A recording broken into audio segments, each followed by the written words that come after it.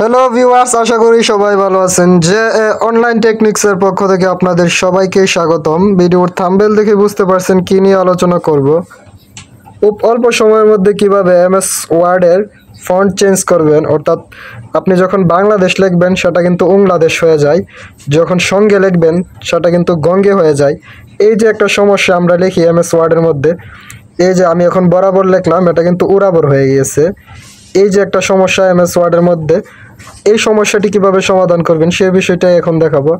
বাংলাদেশ লিখলে বাংলাদেশ হয়ে যায়, তারপর যখন আমরা সঙ্গে লিখবো সেটাও কিন্তু গঙ্গে হয়ে যায়।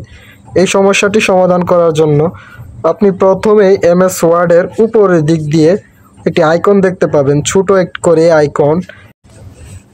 এই মুহূর্তে আপনার কাজ হলো এই যে একটি আইকন আপনি দেখবেন, এই আইকনটির উপর একটি ক্লিক করা। আপনি যখন আইকনটির উপর ক্লিক করবেন তখন আপনার সামনে ছোট করে এই ধরনের একটি ইন্টারফেস ওপেন হবে। এই ইন্টারফেসটির মধ্যে আপনি সবার নিচ দিকে 2 নাম্বার যে আছে অপশনটি, এই নিচ দিকে থাকা 2 নাম্বার অপশনটির উপর একটি ক্লিক করবেন। আপনি 2 নাম্বার অপশনটির উপর ক্লিক করার পর আপনি এই জায়গায় দ্বিতীয় নাম্বারে প্রুফিং নামে একটি অপশন দেখতে পাবেন। এখন আপনার কাজ হলো এই প্রুফিং অপশনটির উপর একটি ক্লিক করা।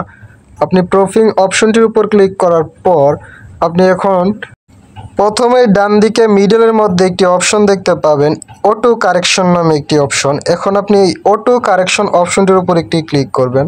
এটার উপর ক্লিক করার পর আপনার সামনে আরেকটি ইন্টারফেস ওপেন হবে। আর এই ইন্টারফেসগুলোর মধ্যে প্রথম যতগুলো অপশন টিক মার্ক দেওয়া আছে, আপনি এই জায়গায় সবগুলো অপশনে টিক মার্ক উঠিয়ে দিবেন। সবগুলো অপশনে টিক মার্ক উঠিয়ে দেওয়ার পর নিচ দিকে থাকা ওকে বাটনে প্রেস করবেন, তারপর আবারও ওকে বাটনে প্রেস করবেন। সবশেষ ওকে বাটনে প্রেস করার পর কিন্তু এখন আমি আপনাদেরকে দেখাবো যে আমার বাংলাদেশ লিখলে বাংলাদেশ হয় কিনা, বরাবর লিখলে উরাবর হয় কিনা।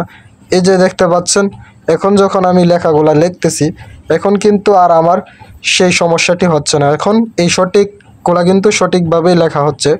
আশা করি বিষয়টি বোঝাতে পেরেছি। যদি কোনো প্রশ্ন থাকে তাহলে কমেন্ট করে জানাবেন। আর সম্পূর্ণ ভিডিওটি দেখার জন্য আপনাকে অনেক ধন্যবাদ। আপনার প্রয়োজনীয় রিলেটেড বিভিন্ন ভিডিও আমি আমার চ্যানেলে আপলোড করে রেখেছি, তাই আমার চ্যানেলটি ঘুরে আসার জন্য অনুরোধ রইল।